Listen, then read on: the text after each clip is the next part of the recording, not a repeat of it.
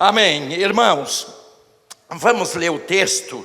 Nós estamos ontem num texto e eu preciso dar continuidade nele para poder assim fazer um fechamento, uma compreensão meio geral do que a gente quer dizer, né? No livro de Atos, capítulo 9, e eu estou aqui, irmão, depois que eu li na Bíblia que Deus usou uma jumenta, lembra? Eu digo, meu Deus, tu usou a jumenta, tem misericórdia de mim, né? Tem misericórdia. Eu não me acho melhor que ninguém, irmão. Eu não me acho superior a ninguém. Eu às vezes não sei, muitas vezes entrei num conflito interior, vendo pessoas muito melhores à minha volta, eu dizendo, por que tu não escolheu fulano? Por que tu não deu ministério para ciclano? Por que tu não fez isso com aquele, com isso, com aquilo? Por que tu não levantou? Eu muitas vezes entrei nesses conflitos. E eu simplesmente entendo que isso é o poder da graça, irmão.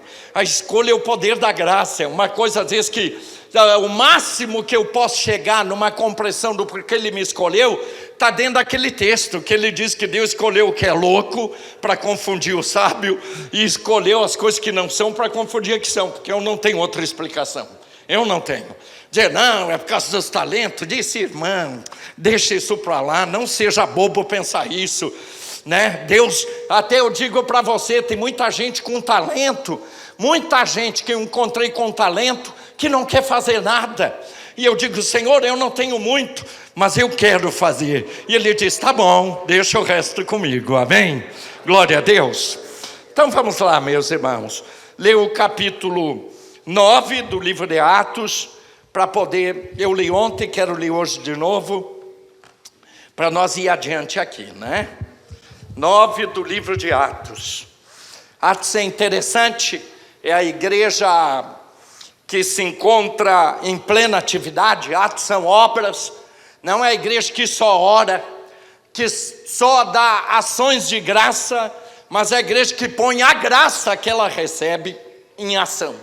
Então é a igreja que se envolve nos problemas do mundo e na busca das almas. Não é a igreja de braço cruzado, parada, inerte, passiva e vendo o diabo pintar e bordar, e essa igreja dizendo, é para ser assim mesmo. Não é não, irmão, não é não. A igreja pode mudar muita coisa quando ela ora. Ela movendo a mão de Deus, Deus muda realidades. Ele constrói, ele também pode desconstruir. É aquele tempo de Eclesiastes 3, para tudo é um tempo, e como todo tempo é de Deus, Deus pode fazer o que Ele quer, a hora que Ele deseja, amém? Então vamos lá. Atos capítulo 9, fala da conversão de Saulo. Ali inicia uma grande liderança, e ali inicia as primeiras experiências de um homem que impactou a sua geração e deixou vários escritos que nos servem hoje para moldar nosso ministério e são uma referência para a busca de soluções de muitos problemas que se repetem, porque o mesmo diabo daquela época é o mesmo diabo de hoje, irmão, mas o mesmo Cristo de ontem é o mesmo Cristo de hoje. Ainda é o mesmo poder que desmancha as obras do diabo. Então o livro de Atos é um indicativo, uma referência, um manual para o ministério também, né? Vamos lá, capítulo 9, versículo 1 em diante. E Saulo, respirando ainda ameaças e mortes contra os discípulos do Senhor, dirigiu-se ao sumo sacerdote, pediu-lhe cartas para a sinagoga de Damasco, a fim de que, se encontrasse alguns daquela seita, quer homens, quer mulheres, os conduzisse presos, homens e mulheres, presos a Jerusalém. Aproximando-se ele de Damasco, na sua viagem, subitamente, o cercou um resplendor da luz do céu, de luz do céu, e caindo por terra, ouviu uma voz que lhe dizia, Saulo, Saulo, por que me persegues? E ele disse, quem és, Senhor? Respondeu o Senhor, eu sou a Jesus, a quem tu persegues. Agora levanta-te, entra na cidade, e lá te será dito o que te convém fazer. Os homens que iam com ele pararam, espantados, ouvindo a voz, mas não vendo ninguém.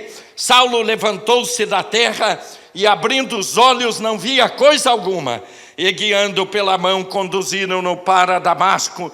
Esteve 3 dias sem ver, e não comeu e nem bebeu. E havia em Damasco um discípulo chamado Ananias. E disse-lhe o Senhor em uma visão: Ananias. E ele respondeu: eis-me aqui, Senhor. E disse-lhe o Senhor: levanta-te e vai à rua chamada direita. Pergunta em casa de Judas por um homem de Tarso, chamado Saulo, porque ele está orando. E numa visão ele viu que entrava um homem chamado Ananias e punha sobre ele a mão para que tornasse a ver. Respondeu Ananias: Senhor, há muitos ouvi acerca desse homem, quantos males tem feito aos teus santos em Jerusalém. E aqui tem poder dos principais sacerdotes para prender a todos os que invocam o teu nome, quer sejam homens, quer sejam mulheres. Disse-lhe, porém, o Senhor: vai, este é para mim um vaso escolhido, para levar o meu nome perante os gentios, os reis e os filhos de Israel. E eu lhe mostrarei o quanto deve padecer pelo meu nome. Então Ananias foi, entrou na casa, e impondo as mãos, disse: irmão Saulo, o Senhor Jesus, que te apareceu no caminho por onde vinhas, me enviou para que tornes a ver e sejas cheio do Espírito Santo. E imediatamente, após ser cheio do Espírito Santo, lhe caíram dos olhos como que umas escamas, e recuperou a vista. E levantando-se, ele foi batizado. Depois de ter comido, sentiu-se fortalecido. Então esteve Saulo alguns dias com os discípulos em Damasco. E logo nas sinagogas pregava que Jesus era o Filho de Deus. E todos os que ouviam estavam espantados e diziam: não é este o que em Jerusalém perseguia os que invocavam este nome? E para isso venho aqui com o fim de levar presos aos principais sacerdotes. Saulo, porém, se esforçava muito mais de confundir os judeus que habitavam em Damasco, provando, que Jesus era o Cristo. Amém e glória a Deus. Pode sentar com seu coraçãozinho aberto para receber tudo quanto Deus, através desse jeguezinho, queira dar para nós.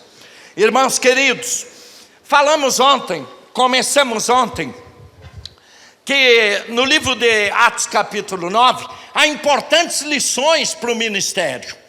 E há 3 momentos ou etapas no capítulo 9 da vida de Saulo, ou Paulo, como você queira. Tem o antes do seu encontro, vimos ontem alguma coisa, não tudo.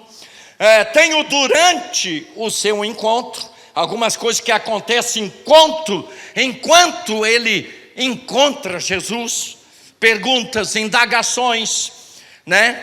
E tem a etapa do depois do seu encontro, o antes, o durante e o depois.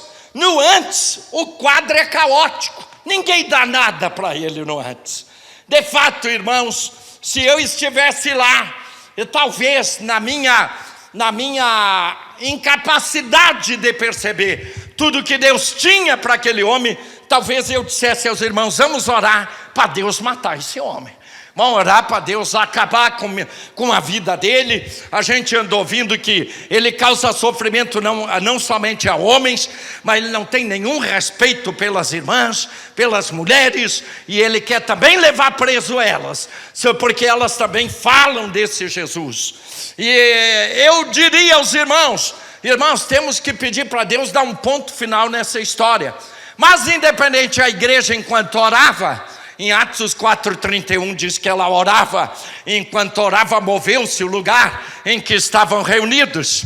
Então Deus estava recebendo aquelas orações, a igreja estava gemendo, passava por momentos críticos, instáveis, momentos turbulentos, né, que nem às vezes a gente enfrenta no avião.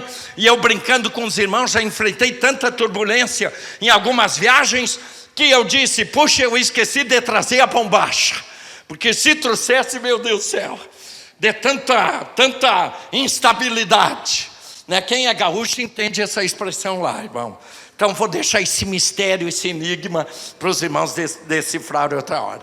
Então, essa instabilidade, a turbulência, a igreja pregando, a igreja cheia do Espírito Santo, porque em Atos, no capítulo 2, a experiência do enchimento vem, né? A igreja está lá animada, encorajada, o Espírito Santo tira o foco do medo, porque o medo paralisa, o medo não nos deixa andar, nos impede de pôr a cara para fora da janela, parece que tira até a identidade da gente. Tem alguns até que parece aqueles agentes secretos, 007.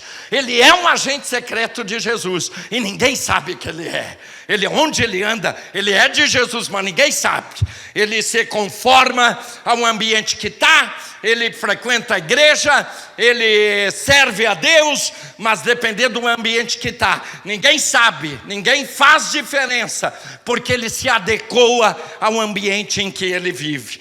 Então o livro de Atos é o livro que começa com essa experiência de um homem que está muito contrariado, muito diferente, desalinhado dos planos de Deus. Deus, para trazer alguém para o ministério, tem que alinhar o camarada. Não é só botar uma gravatinha bonita e um terno que a unção vai vir e tu é um obreiro. Não, a mudança não começa por fora, a mudança começa por dentro.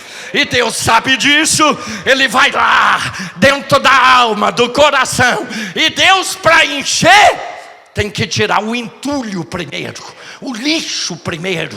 E assim ele entra na história de Saulo, nos primeiros versículos, para tirar o entulho. O plano de Deus é encher o coração de Saulo do Espírito Santo, mas tem alguma coisa podre lá dentro impedindo, tem alguma coisa ruim que fede lá dentro, tem ódio, tem ranço, tem contrariedade, tem um homem muito religioso, mas pouco espiritual. Então Deus no céu entende que tem a parte dele, ele entra em ação, e Jesus se encontra com Saulo na estrada de Damasco para dar uma faxinada, uma limpada, uma expurgada no coração dele. Deus tem uma chamada, Deus tem plano com você, amém? Se prepare, Ele vai trabalhar dentro de você, Ele vai colocar uma obra santificadora dentro de você, Ele vai extrair toda a palha, todo pensamento, todo sentimento, tudo aquilo que não lhe honra, que não lhe glorifica, que não lhe exalta, que não lhe projeta o nome dele na sua vida. Deus não pode botar alguém com coração sujo no ministério, porque senão ele usa o ministério para poder fazer média para si mesmo. Nós não estamos aqui fazendo média para nós, nós queremos aqui é a glória de Deus e a santificação da igreja. Nós estamos aqui para ajudar a igreja a chegar lá. Se ela chorar, o altar chora. Se ela se alegra, o altar se alegra.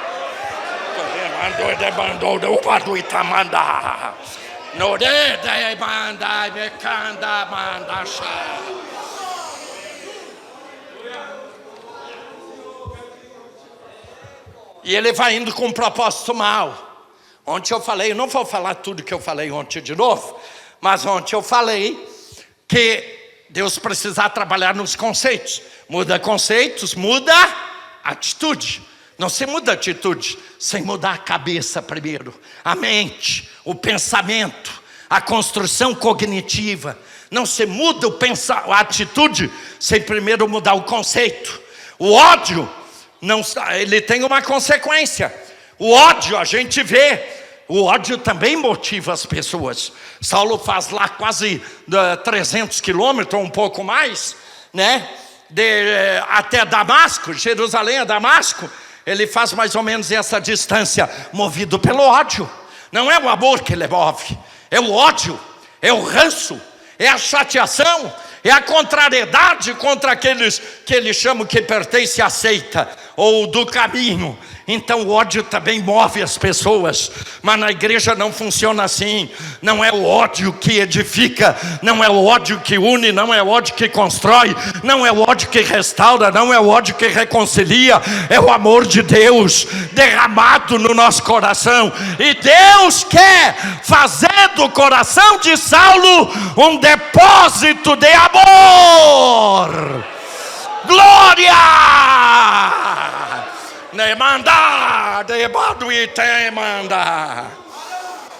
Deus não quer ninguém doente aqui em cima. O problema é que nós temos muita gente vindo para o ministério doente. Eu vou chegar lá no Saulo cheio do Espírito Santo. Fica tranquilo, irmão. Descansa o teu coraçãozinho, tá? Gente, por enquanto eu preciso assim seguir um caminho. Deus olha para Saulo e diz: eu quero usá-lo, eu tenho um plano, mas eu preciso curar esse homem na alma. Preciso curar. Quantos de nós têm traumas da infância? Quantos chegam na igreja com um histórico de tristeza, de gente que um dia foi bêbado, batia na mulher, nos filhos, de gente que um dia teve um caráter deformado, comprava, não pagava, brigão, violento, estúpido, agressivo. Não, mas não é desse jeito. O dia que Pedro brotou um pouquinho no ministério, parecia Pedro tão bem, e brota um desejo pela espada, pelo fio, pelo sangue, pela vingança própria. Pega a espada e tira a orelha de Malco. Imagina Jesus pegando aquela orelha cheia de pó. Vem cá, Malco, querido, desculpa o coitadinho do Pedro. Ele é do meu ministério, mas não está entendendo muito bem as coisas. Ele diz: não é bem assim, vem cá, cola, bota a orelha, está limpinha, não vai infeccionar, tu não vai perder essa partezinha do corpo. Pedro, quem fere com a espada também é ferido. O meu reino, o reino dele não é desse mundo. Deus precisa converter pessoas para fazê-lo primeiro grandes líderes. O maior desastre de uma igreja é um líder, é um ministério, é uma mulher que tem liderança mal convertida, com coração não curado. Porque nós somos enfermeiros do Espírito Santo. Nós somos levantados para curar. Como é que eu vou curar se eu estou doente? Deus queria ensinar Saulo que o ministério dele seria um ministério de cura, ministério de reconciliação, um ministério. Jesus disse em Lucas 4, 16 a 19, olha o público de Jesus, irmãos. O Espírito do Senhor está sobre mim, aleluia, para pular, para plantar bananeira, falar língua o tempo todo, aleluia, profetizar, não. Ele diz: está sobre mim para. Eu não tenho problema se alguém planta bananeira, irmão. Eu que ia ser sacerdote, vivia naquela mordidão, naquela frieza. O dia que Jesus me batizou, meu Deus do céu, eu fazia mais barulho do que precisava. E era aquela, eu não tenho problema. Aí alguém disse assim: mas Deus não é surdo, mas também não é nervoso. Nosso Deus não é nervoso com barulho. Ele sabe distinguir a música dele que está no coração de cada crente, de cada mulher, de cada homem. Aleluia! O fato é que Jesus disse: o Espírito do Senhor está sobre mim para... Primeiro lugar, a primeira missão, evangelizar, falar coisas boas. E o problema de Saulo é que ele não falava coisas boas, falava coisas ruins. Deus precisa tirar o amargo, o fel da alma de Saulo. Segundo alguns estudiosos dizem, o Espírito Santo é representado por várias figuras, e uma delas é a pomba. E diz que a pomba, segundo alguns estudiosos, diz que a pomba é a única ave no mundo que não tem fel. E o fel é o símbolo da amargura. Onde ela entra, ela traz doçura, ela traz paz, ela traz serenidade, ela traz tranquilidade, ela constrói unidade. Aleluia! glória a Deus. Se a pomba chegar, a amargura e o fel da sua alma será tratado pela presença da doçura de Deus. O ministério não é um ringue. A liderança não é um chamado para uma guerra interna. Não, tu não pode ser maior, tu não pode ser menor, tu não pode brilhar mais, tu não pode... Gente, onde a gente está? Está numa igreja ou está onde? Jesus fala com a igreja. E fala com gente convertida. Enquanto não é, o Espírito de Deus vai trabalhar até ser. Ele vai trabalhar até ser. Ele vai te espremer, meu irmão. Ele vai trabalhar até tirar esse fel e curar essa alma. E aí, curado, Deus começa um plano lindo na sua vida. O Espírito do Senhor está sobre mim para evangelizar. Evangelizar quem? Olha o público. Quem é que quer um público desse, gente? Vamos falar sério. Quem é que quer os oprimidos? Vem lá, todos os oprimidos levanta. Aí levanta um monte de oprimido. Os cativos, presos, levanta os presidiários. Levanta o cego. Gente, que público é esse? Ninguém aguenta um público desse, se primeiro o Espírito do Senhor não está sobre ti. E é isso que Ele quer essa noite. Que haja uma efusão, um enchimento, até botar para fora, irmão.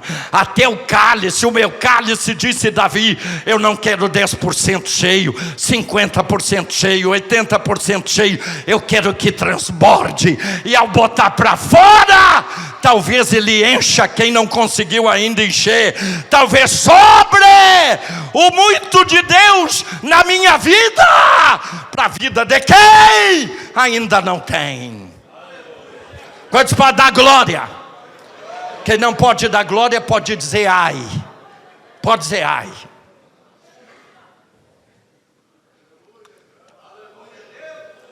Bota aleluia nisso, irmão.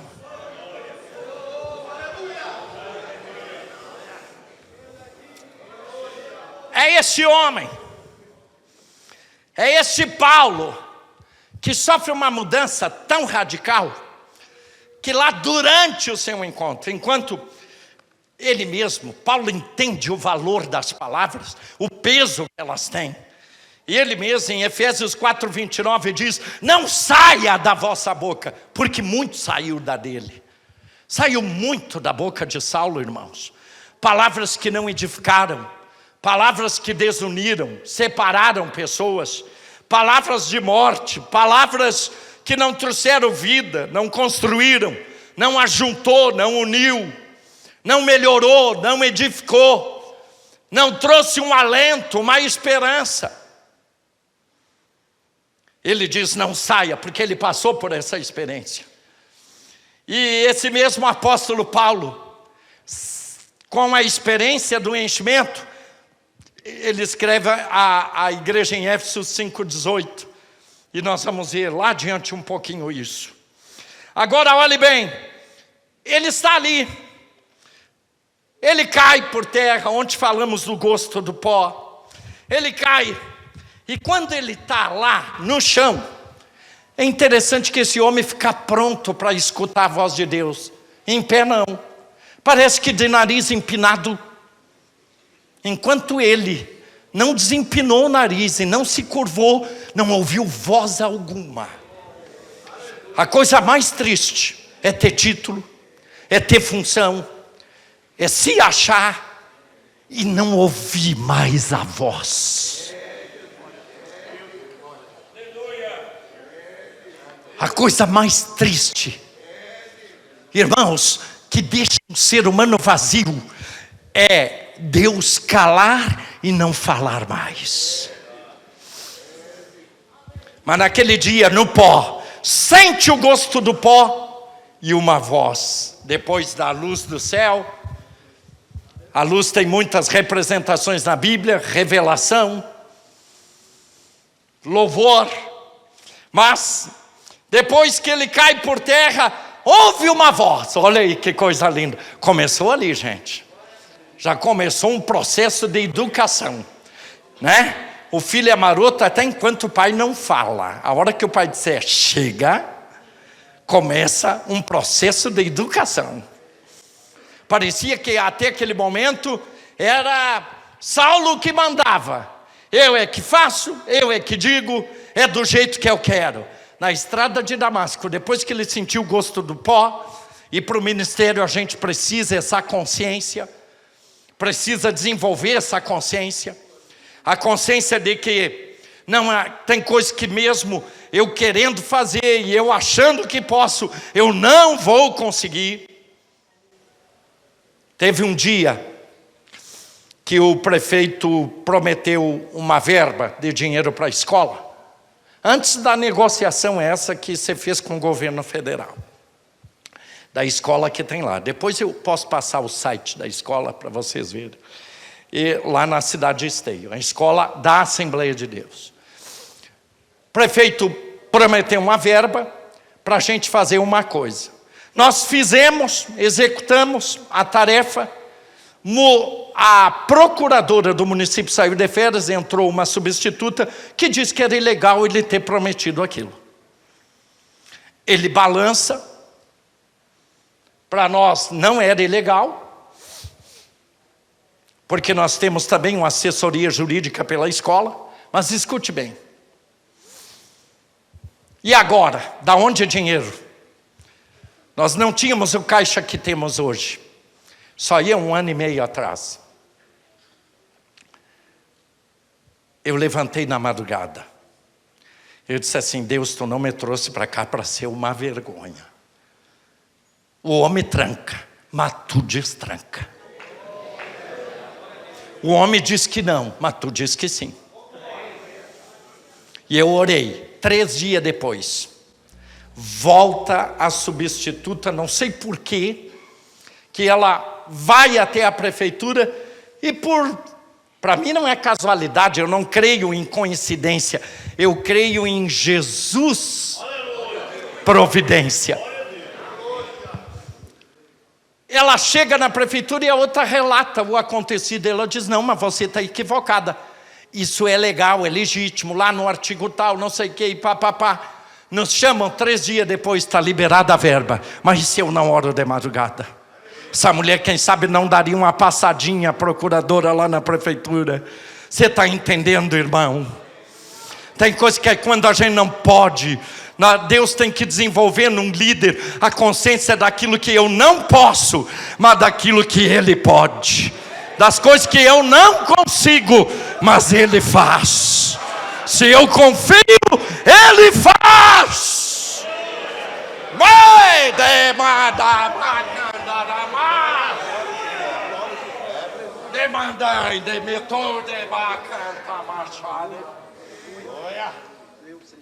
Essa consciência, você vai precisar muitas vezes dessa confiança na sua caminhada como líder, diante de calúnias, diante das injustiças, diante do humanamente impossível. Muitas vezes você vai precisar. Minha filha recebeu o batismo no Espírito Santo dentro da sala de aula dessa escola. Claro, minha filha está com 24 anos, uma alemoa do olho azul, parecido com a mãe. Já vi a facerice, a mãe bonita. Aí, ela tinha 8 anos, estava nessa escola. Essa escola existe há muitos anos. E eu era de outro município e levava ela para estudar lá. Recebeu o batismo no Espírito Santo numa sala de aula, ela e mais 7 crianças, e ela teve uma visão. E ela contou. E disse que o Senhor se apresentou para ela, ela não viu o rosto, mas brilhava aquele rosto e disse: minha filha, não tenha medo. O adversário, o inimigo, vai tentar te assustar. Irmão, era mais ou menos, eu não sei precisar a hora. Eu não sei o tempo depois daquilo também, te precisar. Então não vou dar tempo, senão posso inconscientemente não ser verdadeiro. Mas foi logo depois daquela experiência, eu não sei se era 3 horas da manhã, 2:30, não sei, mas era na madrugada, eu ouvi a voz de Deus, claramente na madrugada, chamar o meu nome, sempre do mesmo jeito. Algumas vezes eu já ouvi, e sempre do mesmo jeito. Jefferson, suave, tranquila. Eu tenho sono pesado, irmãos. Depois de dormir, se alguém entra lá, quer roubar, leva até a cama comigo, eu acho. Só Deus na causa. Aí, eu ouvi essa voz e fechei o olho. Quando eu fecho o olho, a voz que soa de frente vem para o ouvido. E fala bem no ouvido, Jefferson. E eu abri o olho, aí abri. Irmão, ninguém precisava me dizer. Eu sabia que minha filha corria perigo na madrugada. Fui no quartinho dela, minha esposa tinha cortado uma tira de um lençol. E aquela tira, minha filha levou para brincar no quarto. Toda aquela tira estava enrolada no pescoço dela. E eu vi aquilo, e ela parecia meia roxinha. Tirei rapidamente. E ela começou a tossir, puxou o ar. E eu digo, minha filha, por que tu enrolou isso aí e tal? Ela, mas pai, eu não enrolei. E aí começou a chorar e disse que queria às vezes me chamar. Mas um ser que não era bem desenhado, o quarto estava escuro. Ela sabia que tinha um ser que estava ali. Quando ela queria gritar, batia na boca dela e ria. Ela ia dizer, pai, e aquele ser batia nos lábios dela e ria. E Deus, as coisas que a gente não consegue fazer, Deus consegue fazer. O diabo não tem domínio sobre o que Deus te deu. Dê glória a Deus. Você é cuidado por Ele, meu irmão. Oh, glória!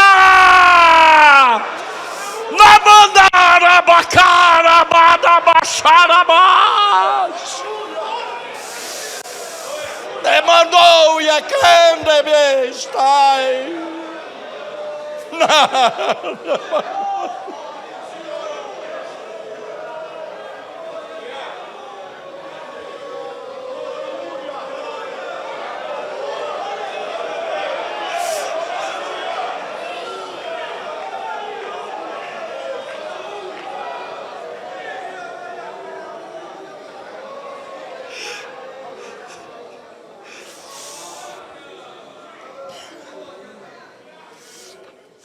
Deus evitou uma morte prematura. Eu estava dormindo, mas Deus está velando. Deus cuida dos seus. Você muitas vezes precisará, no seu ministério, dessa consciência, dessa confiança, de que Deus te chamou e Ele não está presente junto de ti só enquanto tu está com os olhos humanos abertos. Enquanto tu dorme, Ele te cuida, Ele te protege, Ele te ajuda, Ele te sustenta, Ele te abençoa, Ele guarda as coisas que Ele mesmo te deu, para que não te sejam roubadas. E aquele dia Ele mostra para Saulo que Ele guarda e protege o que lhe pertence, à igreja. Saulo foi para prender homens e mulheres, e Deus interrompe isso, e a mensagem é clara, irmão, nós não podemos dar elasticidade a um texto que ele não tem. Deixa o texto como está. Nós somos o povo do livro que fala com a gente.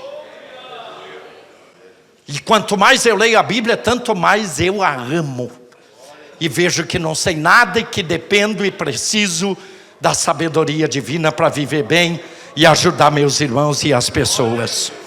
Mas eu às vezes fico cogitando, se Paulo não sentisse o gosto do pó, se Paulo mantivesse seu coração soberbo, achando que tem gente que anda por aí que parece o dono do mundo, você já notou? Até no ministério.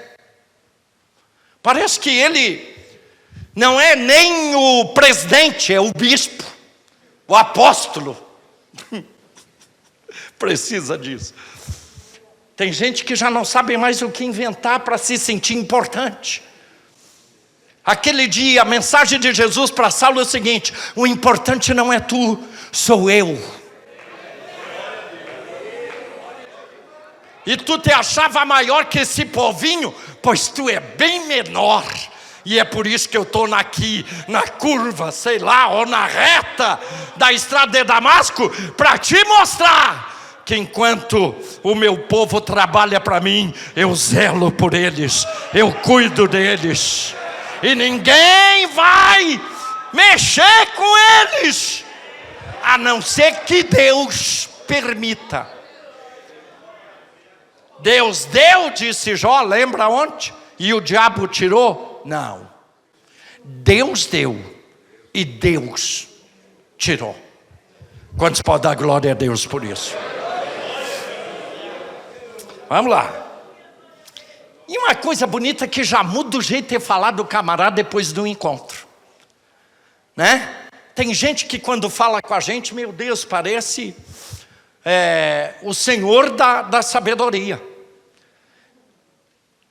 Eu tenho pós-graduação, tenho isso, tenho aquilo, irmão, e eu não tenho coragem de estar dizendo o que eu sei, porque logo ali essa informação que eu tenho que atualizar, porque já passou. Já não é mais a mesma. E aí eu fico falando uma coisa que já está velha, para passar vergonha. Agora a única coisa que não muda é a palavra.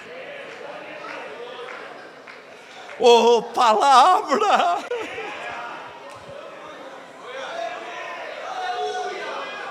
Que linda é a palavra!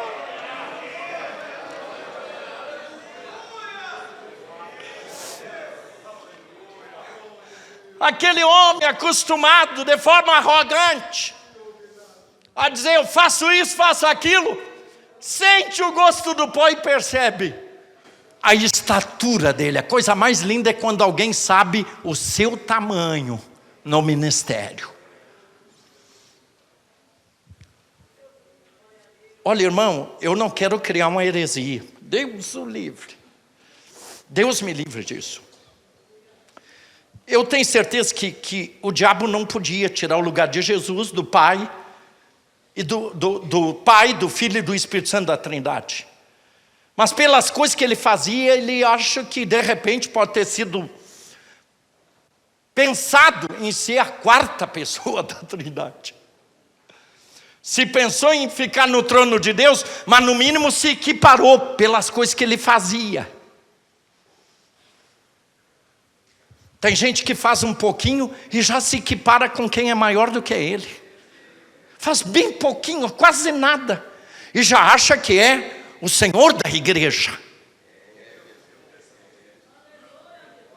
E a coisa mais linda, o que mais Deus ama, é quando olha para a gente. Paulo, que era o príncipe, um príncipe de Deus, ele não começa dizendo, olha, Paulo, seu fulano, seu isso e aquilo. Não, Paulo, servo de Jesus Cristo. E ser servo não é brincadeira, irmão. Servo é mandado. Servo não faz nada da cabeça dele.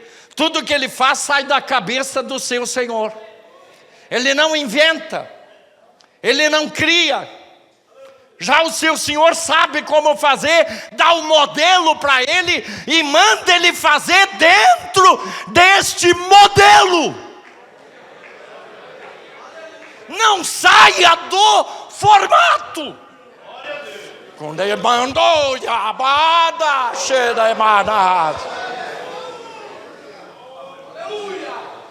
sabe o que Deus está me dizendo? Quem quer ouvir? Não pense que ele não fala comigo nesse altar. Fala. Ele está me dizendo que tem muita gente aqui que precisa ser curada dessa presunção. E que só não viu ainda algumas etapas do seu ministério ir para frente, porque Por quê?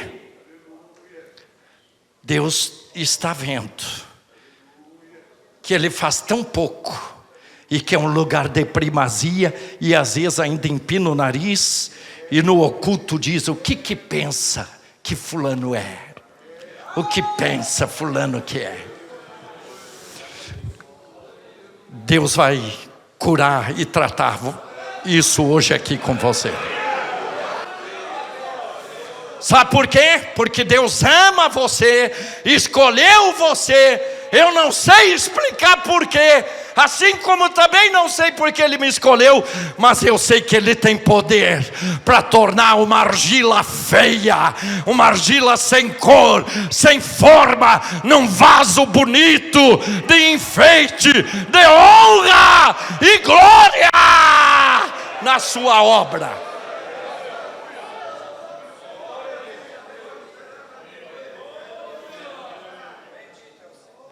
Olhe para mim. Deus quer te levar além, mas isso não irá acontecer enquanto você manter essa postura no seu coração de se achar maior do que quem Deus já estabeleceu para comandar a igreja. Quantos podem dar glória? Quem não pode dar glória, diga ai, ai, ai, ai, Jesus. Ai, ai, ai, tem misericórdia. Glória, glória a Deus, glória a Deus. E este homem, de palavras tão duras, já levanta, dizendo, depois de uma voz que ele ouve, ele consegue, irmão, um grande líder discerne a autoridade da voz. Ele sabe quem tem peso quando fala.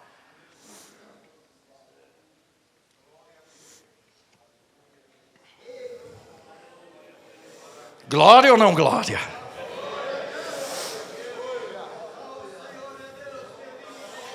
Aquela voz soa em aramaico: Saulo, Saulo, por que me persegues? Ele ouviu a voz. Ele não viu ninguém a princípio. Vamos ficar só com o texto de Atos. Ele ouviu a voz. Uma luz, a voz.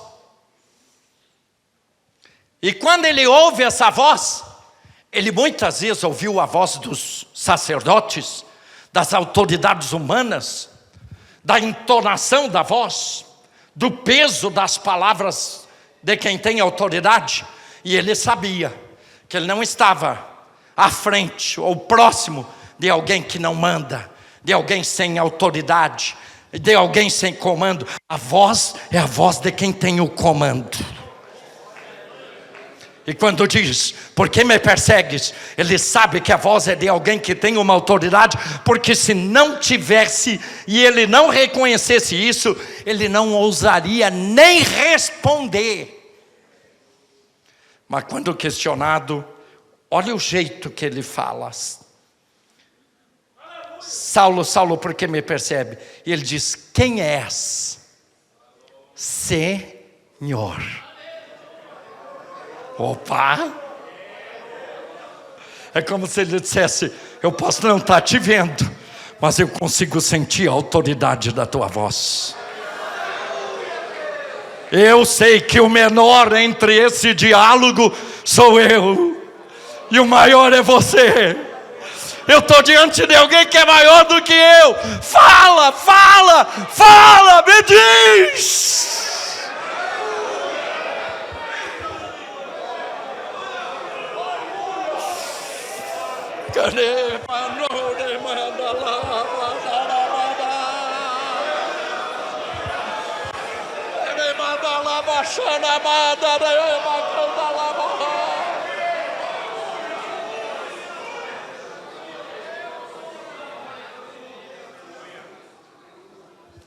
Se é uma coisa que Deus faz com um homem, ou com uma mulher com quem Ele tem um plano, Ele dá suavidade à natureza daquele ser humano.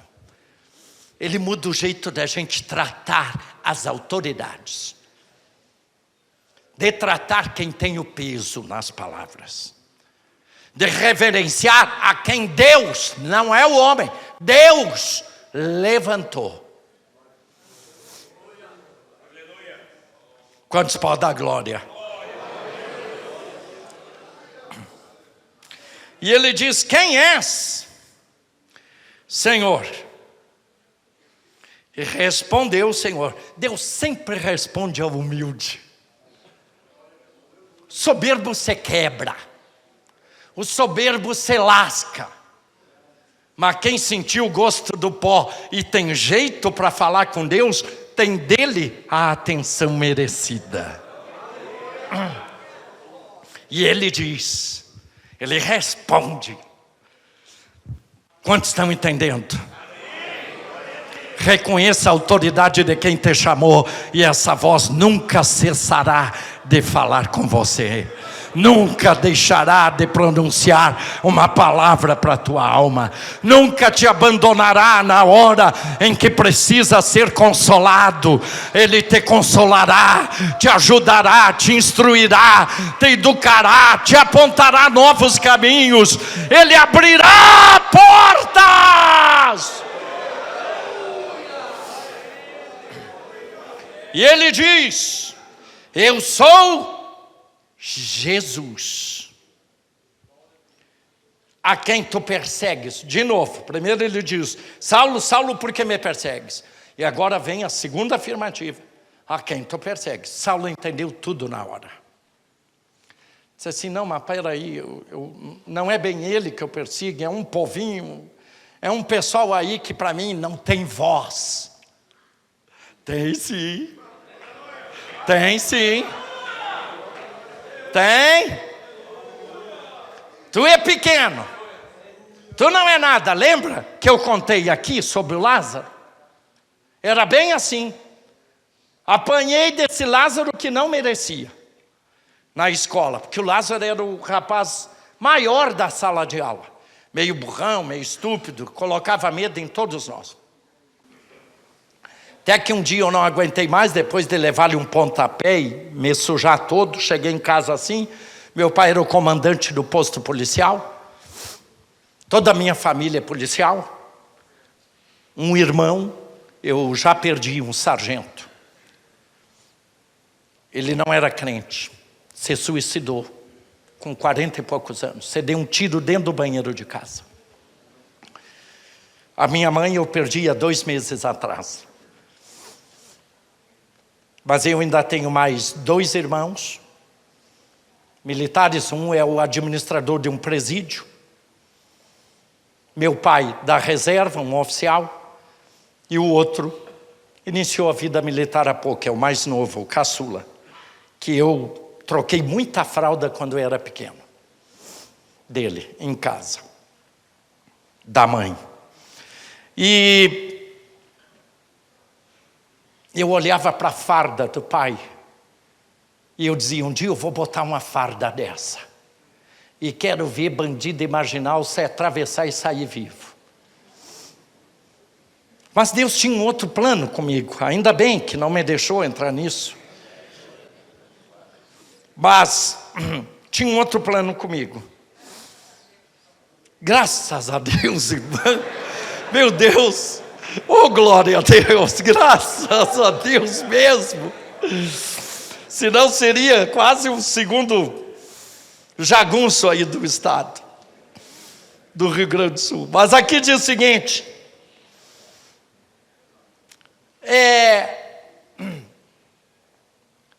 quando parece que todas as coisas, quando ele diz me persegues, e Saulo entende o valor da autoridade, foi o dia que meu pai foi à escola tratar com Lázaro.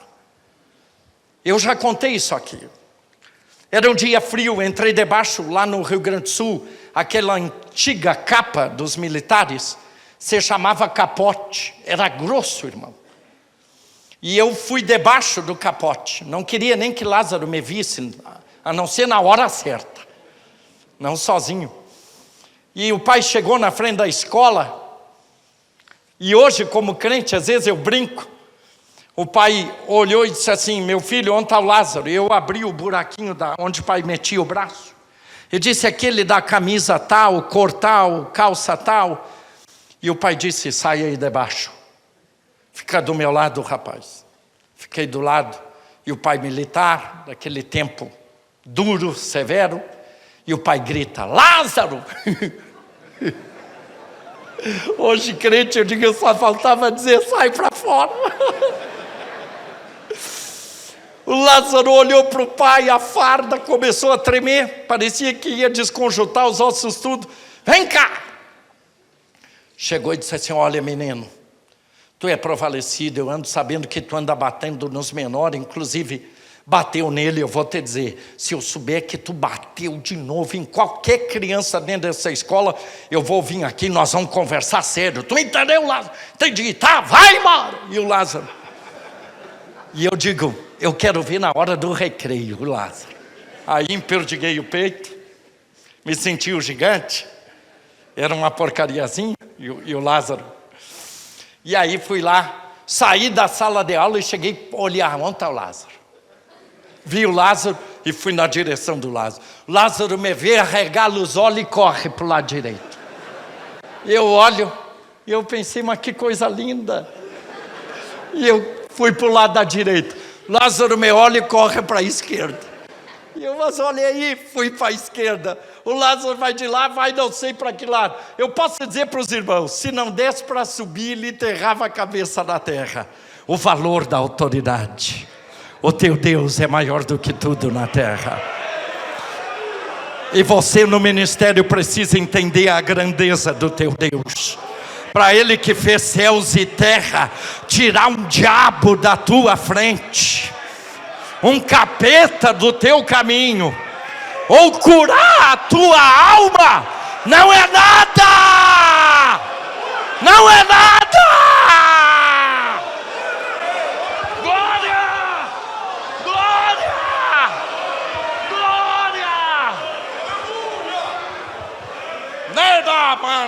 Toma da baixada.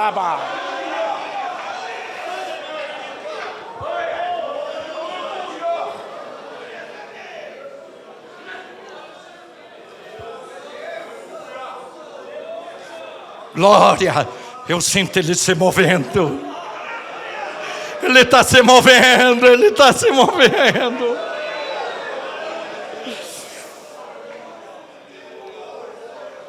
Aí agora esse homem caído, fraco, sem força. Tem hora que Deus permite que as forças se vão, para o camarada sentir quem é que manda. Enquanto tu está lá emperdigado, se achando, parece que tem tanta força, né? Deixa Deus tratar, para ver onde está o grandão, né? Aí perde a força, fica lá. E aí o Senhor diz: eu não uso ninguém no chão. Te levanta, rapaz. E se levantar significa, às vezes, reconhecer que você é pequeno e Ele é grande. Reconhecer que quem comanda a sua vida é Ele. Se você entregou seu coração, entregou tudo para Ele. Tudo. Você entregou tudo para Ele. Amém? Glória a Deus. E levantar significa estar disposto, à disposição. E aí é Ele que diz como é que vai ser. Te levanta, entra na cidade e lá te será dito o que te convém fazer. Quer dizer, Deus testa até a paciência do cara. O Senhor me fala agora. Não, não é a hora. Tu primeiro não vai comer, não vai beber. Parece até que vai jejuar. Depois que passar isso aí, eu vou mandar alguém para te dizer tudo o que eu quero. Imagina, irmão, já quebrantadinho. Para de comer, para de beber. Para mim isso é jejum, gente. Já iniciou a vida no ministério muito bem. Se consagrando para Deus, olha só. E lá te será dito. Quer dizer, não é mais tu que vai dizer. Eu vou mandar uma mensagem para ti através de alguém. Deus estava ensinando Paulo, sabe o quê? A trabalhar em equipe. a não se achar a última bolachinha do pacote. Os jovens dizem que até é quebrada. Geralmente está quebrada a última bolachinha do pacote. Nem a última Coca-Cola do deserto. Agora tu vai trabalhar com a equipe. Ao lado de homens e mulheres que oram, que buscam, que vão chorar por ti, se alegrar contigo, estender a mão para você. Reconhecer Deus no outro é um sinal de maturidade. É um sinal de maturidade. Saulo não reconhecia Deus no outro. E quando diz lá te será dito, quer dizer, ia vir essa mensagem por alguém. Tu vai ter que ouvir. Geralmente eu digo para os irmãos do ministério, tudo que eu preciso é que você me ouça. Só. Me ouça. Não me diga nada que isso, que aquilo, que aquilo. Me ouça, vá para casa, ore e depois converse comigo.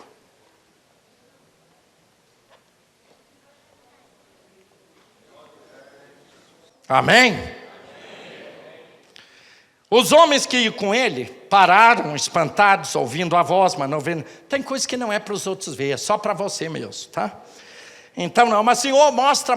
Não ore, porque Ele não vai mostrar, é só para você ver. Porque o assunto é contigo, não é com eles ainda. A hora deles vai chegar.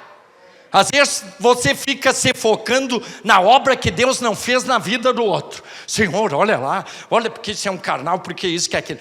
Pare de se focar no outro.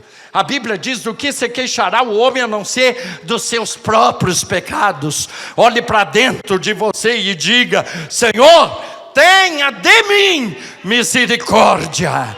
Misericórdia. Misericórdia. Tenha de mim. E ele segue.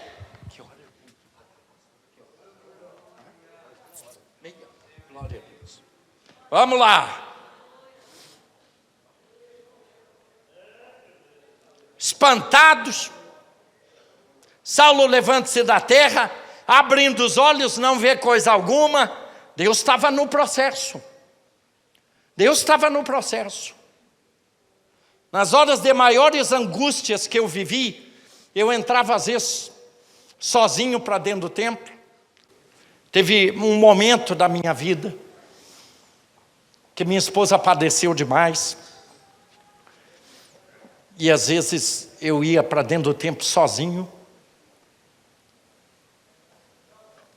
E às vezes eu não começava falando, eu começava cantando. E eu olhava para mim dentro do templo, irmãos, eu me sentia tão insignificante, tão pequeno. E eu começava a cantar assim. Para te adorar, Senhor, para te adorar, Senhor, para te adorar, foi que eu nasci. E depois eu cantava, para te servir, Senhor.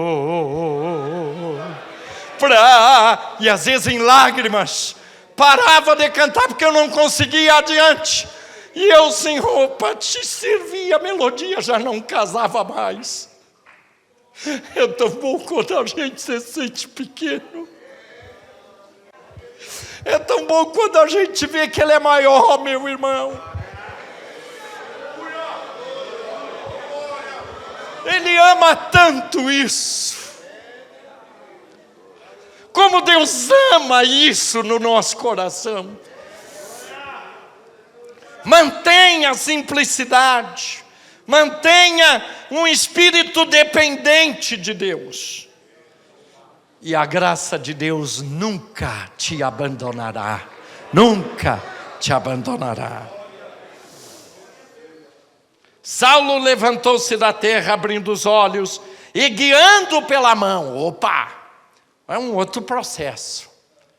Antes aquela mão dizia, faz, vem, vai.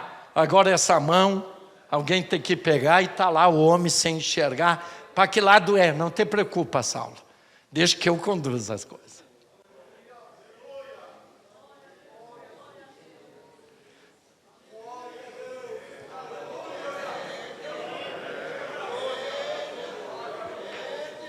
Teu ministério será próspero quando você deixar a quem Deus elegeu para te guiar, te conduzir. Quantos podem dar glória? Tem coisas que só estão trancadas por tua causa. Deus me disse isso. Tem muito ministério aqui trancado. Não é porque pastor persegue, que porque diretoria não vê Deus, mas é porque tem alguma coisa dentro do processo do trabalhar de Deus que ainda precisa ser concluído na sua vida e no seu ministério. Se você é humilde, dá glória.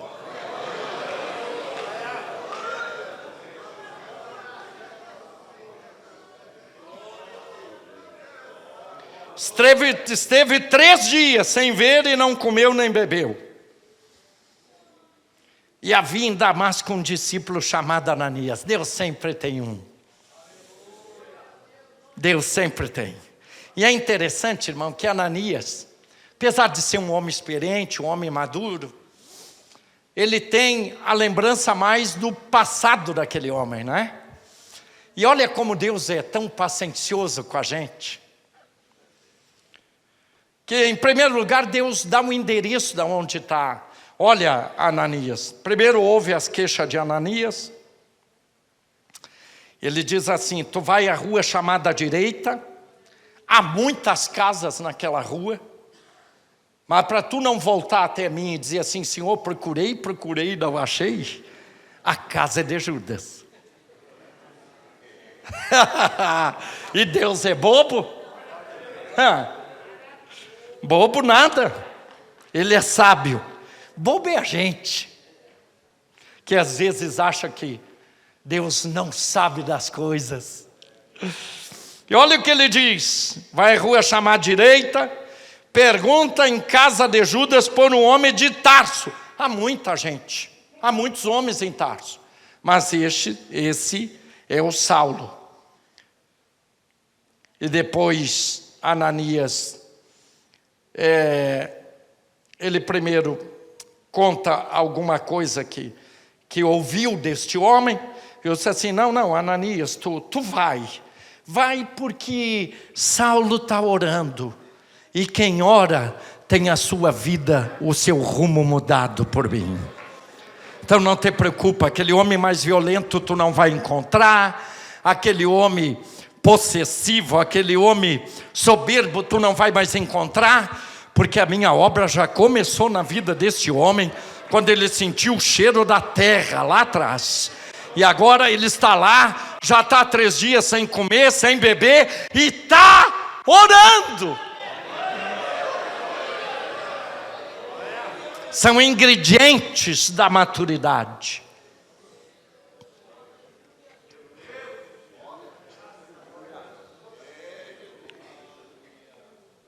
E ele diz assim: numa visão, viu entrar um homem chamado Ananias e respondeu: Senhor, eu ouvi muito acerca e tal, não sei o quê. Deus já tinha explicado que ele estava orando, e só termina dizendo assim: vai. Ó, eu já disse que está orando, que isso, que aquilo, agora tu vai. Chega de conversa que ele era isso, era aquilo, agora tu vai. Vai. E Deus disse assim: pode ser que tu ainda não entendeu, tu enxerga ele como um depósito de lixo, mas eu já não enxergo assim. Ele diz para mim agora, ele não é mais um vaso que deposita um lixo, agora é um vaso de honra, é um instrumento. Olha Deus mudando o conceito da liderança acerca de alguém que está passando por um processo. Que lindo. Você tem que fazer a sua parte, o resto é Deus que faz. faça a sua. Ore, jejue, se humilhe. Mas, Senhor, e os entraves, será que isso? Deixa com Deus, porque Deus fala com seus líderes, com seus pastores, com sua liderança.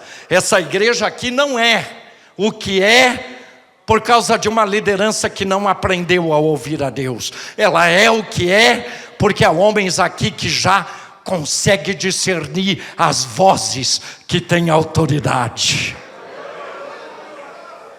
Quantos podem dar glória?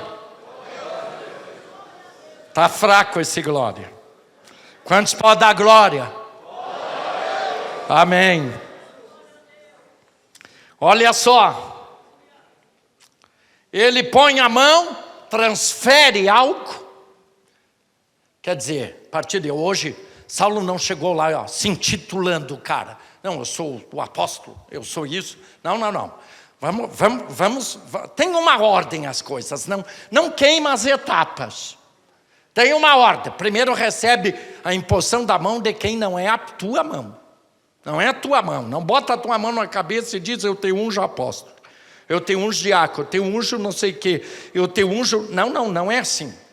A mão é uma outra que te unge. Quantos dão glória? E aqui ele diz assim, punha sobre ele a mão, para que tornasse a ver. As coisas vão dentro de um processo, olha só. E Deus diz, é para mim um vaso escolhido. E esse vaso não é um vaso vazio, tem conteúdo, o meu nome. Tem o meu nome nele. E olha só a amplitude, a abrangência da missão dele. Paulo era mais para os judeus, né? Pedro. Mas Paulo ele diz, levar o meu nome perante gentios, perante reis e os filhos de Israel. E eu lhe mostrarei que a chamada para o ministério é uma chamada para o sofrimento. Mortificar a carne, mortificar desejos. Ah, fulano pode, eu não, que tem uma chamada eu não posso. Ah, fulano faz, é problema dele. O meu referencial não é o que o outro faz. O meu referencial é o que a Bíblia diz que eu devo ser. E Paulo tem tanto cuidado com isso, que chegou a dizer, tanto cuidado, que chegou a dizer, sede meus imitadores, como eu sou de Cristo. Estão me imitando a mim, como eu imito ele, estão imitando ele. Glória a Deus. Às vezes tem umas coisas meio engraçadas no nosso meio. A nossa igreja, a escola ganhou um Fusion do governo federal. É um carrão, rapaz. Carrão que é a coisa mais linda. E eu não tenho problema com carrão, só não gosto de carro grande, nunca gostei. Não sei se eu não gosto, eu gosto de carro pequeno, sempre gostei de carro pequeno. É um gosto pessoal, irmão, gosto pessoal. Eu não gosto de falsa modéstia, de aparentar o que não é. Mas eu disse para um dos irmãos, disse assim, olha, eu vou trocar esse Fusion por uma Montana, uma Saveiro, um carro aberto atrás, às vezes para levar alguma coisa da igreja e ajudar os irmãos mais pobres. Tem irmãos, em alguma situação, às vezes, eventual, que não tem dinheiro para pagar uma coisa, é um armáriozinho, é uma coisa, e a gente vai deixar à disposição para servir a igreja. Diz, pastor, não faça assim. Eu digo, por quê? Não, eu só vi, pastor, que é isso? Um Fusion por uma Montana. Olha a pastorada, que no sul o pessoal é muito vaidoso, gente. Olha pastorado, olha as convenções, meu Deus, aqueles carrões, caminhonetão. E eu digo, eu vou ir de Montana. Não faça isso, pastor. O que vai ser do nosso campo? Vai ser o que Deus quer que ele sempre seja. Um campo abençoado, ungido e debaixo da direção de Deus. E diz, não, meu irmão, não me proponha isso. Não é um carro que faz um homem. É um homem que faz as coisas serem o que são. E eu não sou contra, irmãos, não sou contra, tendo condições. Mas tem coisas que eu não consigo ainda. A força da igreja não é o patrimônio que nós temos. O maior patrimônio da igreja estão sentados nesses bancos. Não é o carrão que eu posso andar. A força da igreja. Isso não quer dizer que eu tenho que andar montar num jegue.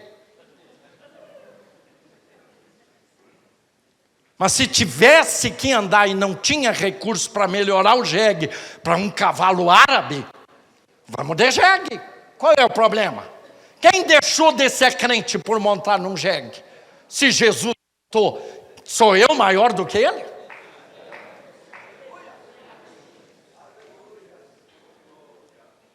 E aí começou as coisas assim se desmantelar para Saulo.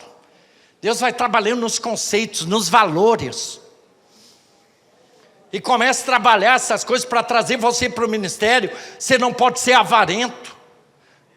Não pode achar que Deus te chamou para enriquecer dentro da tua liderança. Você como um presbítero, diácono, seja o que for. Tem gente que olha para o ministério como um trampolim. Não é trampolim, irmão. É um chamado para o sofrimento. Para o sofrimento com a igreja.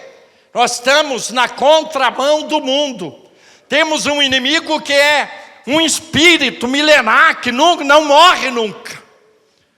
Será jogado no lago de enxofre, mas não morre. É eterno.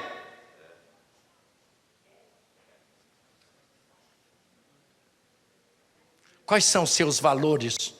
Quais são as aspirações do seu coração para pertencer ao ministério e exercer uma liderança espiritual? Quais são? Está difícil dar glória ou não?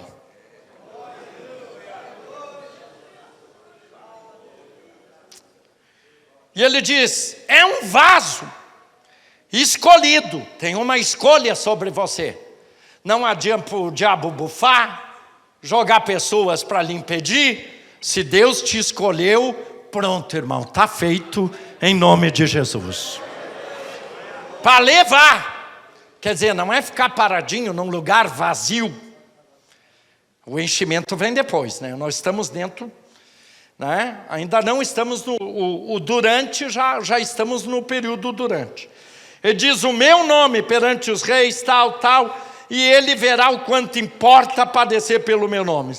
Então entra Ananias nessa casa, impõe as mãos, sobre ele diz, o Senhor Jesus que te apareceu. Foi ele que se encontrou contigo. Foi ele que tratou com você. No caminho por onde tu vinhas, me enviou, para que tornes a ver e sejas cheio do Espírito Santo. Amém, glória a Deus. Amanhã nós vemos a parte do cheio do Espírito. Fiquemos de pé, vamos orar. Quantos querem uma oração? Quantos querem vir para o altar se quebrantar? Chorar aqui, pedir misericórdia aqui, dizer que quer ser aqui um vaso escolhido por Deus. Os irmãos que sente de vir, pode vir. Pode vir, agora, é ligeiro, gente. A bênção de Deus é para já, é para agora. Em nome de Jesus. Quem quer, quem não quer, fica no banco. Quem quer vir, mas já venha com aquele espírito quebrantado, aquele coração desejoso de ser o líder que Deus quer e sonha para você. Ele tem muito para ti ainda. O teu ministério, você pode dizer, Senhor, está no fim, não está nada. Não está nada. Teu ministério está sendo renovado por Deus hoje. Sabe aquelas promessas antigas que pareciam que foram engavetadas? Deus está dizendo algo poderoso. Ele vai fazer hoje aqui no seu ministério, na sua liderança, vai ampliar a sua visão. Há coisas que você ainda não enxergou, porque precisa uma obra na sua visão de reino ser ampliada ainda. Mas Ele quer fazer, Ele quer executar, Ele quer realizar, porque você foi escolhido para ser um vaso, um instrumento, um utensílio para o tempo do fim, para este momento. Nós vamos orar agora. Feche os olhos. Querido e amado Deus e Pai, na autoridade do nome de Jesus, pregamos, ne mandeba de mandabacanto, nebe no de mandashenda,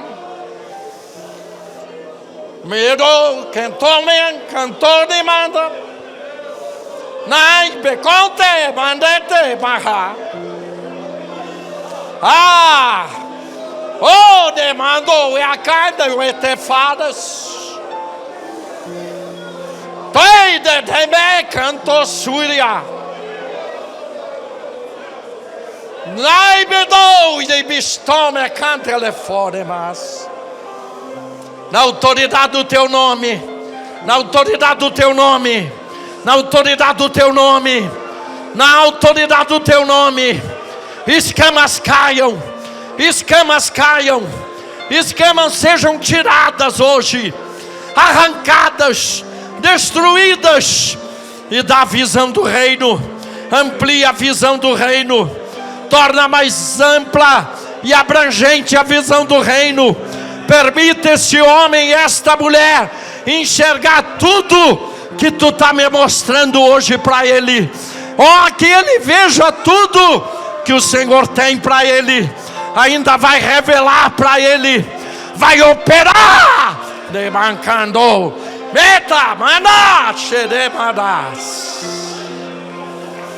nu debacate, chedeba, necatamande debacada baçonaba, nedaba, chedeba, nu debacada, badete tomate tatsuma.